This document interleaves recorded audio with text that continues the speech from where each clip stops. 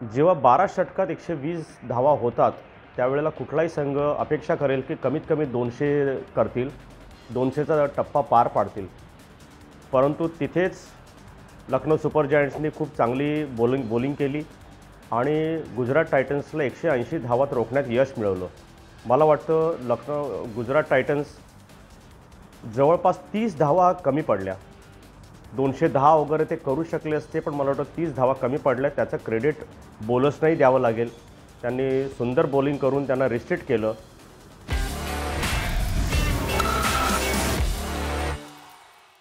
नमस्कार, मी सुलक्षण कुलकर्णी. काल लखनौ येथे गुजरात टायटन्स विरुद्ध लखनौ सुपर जायंट्स असा सामना झाला. प्रथम टॉस जिंकून शुभमन गिलने फलंदाजी करण्याचा निर्णय घेतला, जो की मला वाटतं अगदी योग्य होता.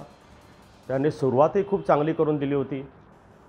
ओपनर साई सुदर्शन आणि शुभमन गिल यांनी केवळ 12 षटकात 120 धावांची सलामी दिली होती, जी कुठल्याही संघासाठी अतिशय चांगली सुरुवात होती. दोघांनी 150च्या वरती स्ट्राईक रेटनी खूप सुंदर फलंदाजी करून अर्धशतक झळकावले आणि एक सुंदर फाउंडेशन करून दिलं होतं. जेव्हा 12 षटकात 120 धावा होतात त्यावेळेला कुठलाही संघ अपेक्षा करेल की कमीत कमी 200 करतील, 200चा टप्पा पार पाडतील. परंतु तिथेच लखनौ सुपर जायंट्सनी खूप चांगली बॉलिंग केली आणि गुजरात टायटन्सला 180 धावात रोखण्यात यश मिळवलं. मला वाटतं गुजरात टायटन्स जवळपास 30 धावा कमी पडल्या. 210 वगैरे ते करू शकले असते, पण मला वाटतं 30 धावा कमी पडल्या. त्याचं क्रेडिट बॉलर्सनाही द्यावं लागेल.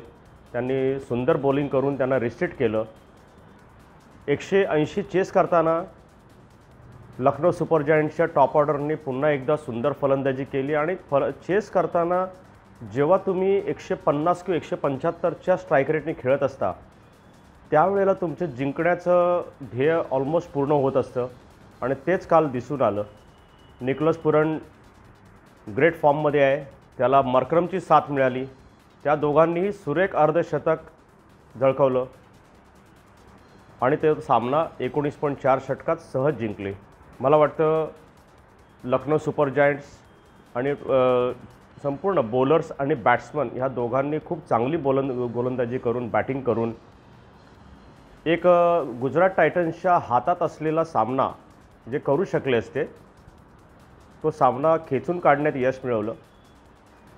बऱ्याच दिवसानंतर जे फॉर्ममध्ये बॉलर होते मोहम्मद सिराज आणि साई किशोर यांना प्रभाव पाडता आला नाही. कालच्या सामन्यात 5 षटकात त्यांच्या 85 धावा निघाल्या. परंतु ते खूप चांगले बॉलर आहेत. कधी एखादा वेळेला मार पडू शकतो. इतके चांगले गोलंदाजी करतायत आणि त्यांच्यामुळेच आतापर्यंत एवढे सामने ते जिंकलेत.